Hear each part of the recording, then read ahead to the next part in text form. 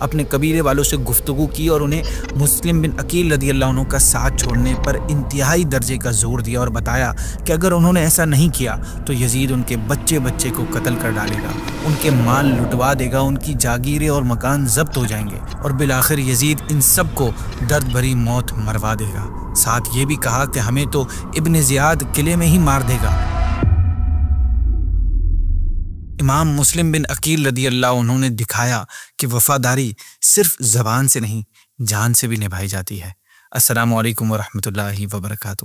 ناظرین، 3rd episode میں ہم نے سنا تھا کہ مسلم بن یزید حضرمی اور عمارہ بن ولید بن عقبہ نے یزید کو حضرت نعمان بن بشیر رضی اللہ عنہ کی شکایت لگائی تھی کہ آپ حضرت مسلم بن عقیل کے خلاف کوئی کارروائی نہیں کر رہے، حالانکہ مسلم بن عقیل کوفہ والوں کو یزید کے خلاف بغاوت کے لیے اکسا رہے ہیں۔ یہ اطلاع پاتے ہی حضرت نعمان بن بشیر کو گورنری کے عہدے سے ہٹایا اور آپ کی جگہ عبید اللہ بن زیاد، جو اس وقت یزید کی طرف سے بصرہ کا گورنر تھا، اس کو کوفہ کا گورنر بنا دیا۔ ناظرین، عبید اللہ بن زیاد بہت ہی مکار قسم کا آدمی تھا۔ جیسے ہی اسے یزید کی طرف سے پیغام ملا، یہ بصرہ سے روانہ ہو گیا۔ یہ اپنی فوج کے ساتھ کوفہ میں داخل نہیں ہوا، بلکہ اس نے اپنی فوج کو قادسیہ میں چھوڑ دیا۔ پھر یہ خود حجازیوں کا لباس پہن کر اونٹ پر سوار ہوا اور کچھ آدمی اپنے ساتھ لے کر رات کے اندھیرے میں اس رستے سے کوفہ میں داخل ہوا جس سے حجازی قافلے آیا کرتے تھے۔ اس مکاری سے اس کا مقصد یہ تھا کہ کوفہ والے اس کو پہچان نہ سکے اور وہ یہ سمجھیں کہ امام حسین رضی اللہ عنہ تشریف لے آئے، تاکہ وہ بغیر کسی خطرے کے امن و عافیت کے ساتھ کوفہ میں داخل ہو جائے۔ چنانچہ ایسا ہی ہوا۔ اہل کوفہ، جن کو ہر لمحہ امام علی مقام کے آنے کا انتظار تھا، انہوں نے دھوکہ کھایا اور رات کے اندھیرے میں حجازی لباس اور حجازی راستے سے آتا دیکھ کر سمجھے کہ امام علی مقام تشریف لے آئے۔ اس پر وہ بہت خوش ہوئے اور خوشی میں نعرے بھی بلند کیے۔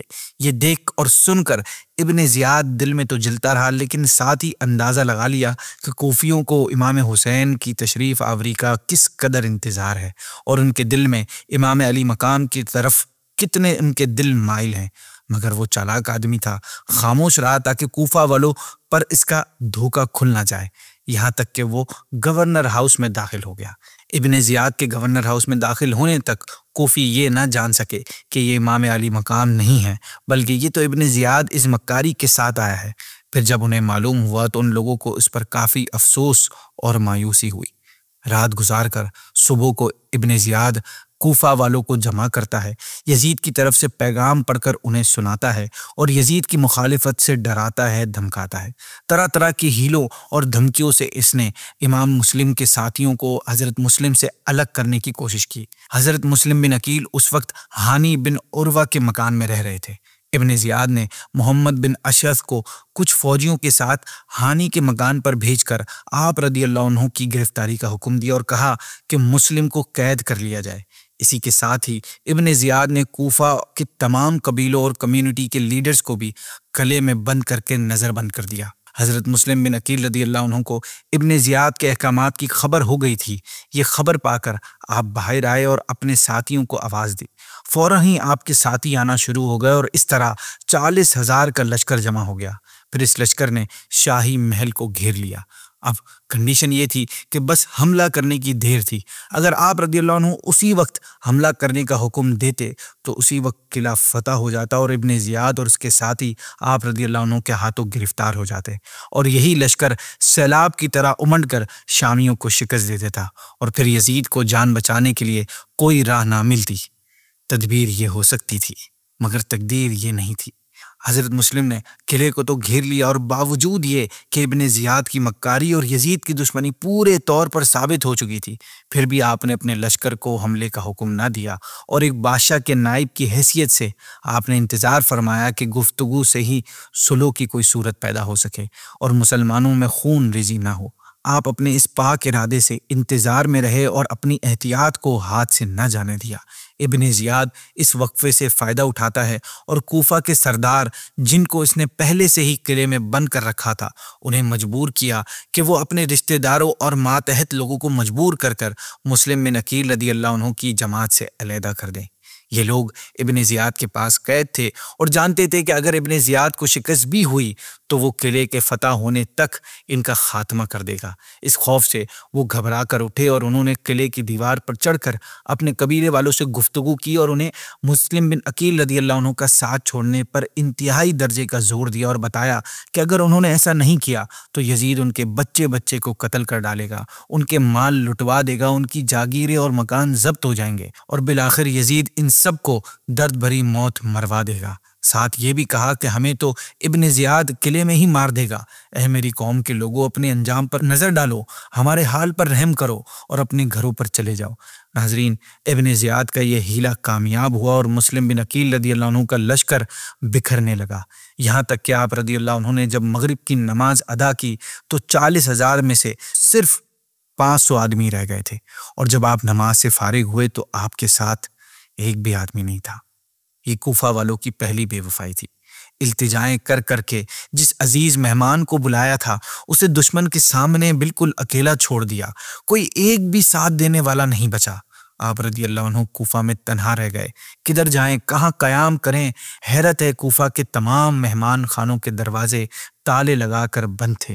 آپ کے ساتھ آپ کے چھوٹے بچے ہیں، انہیں کہاں لٹائیں، کہاں سلائیں۔ پورے کوفہ میں 2-4 گز زمین آپ کی رات گزارنے کے لیے نظر نہیں آ رہی تھی۔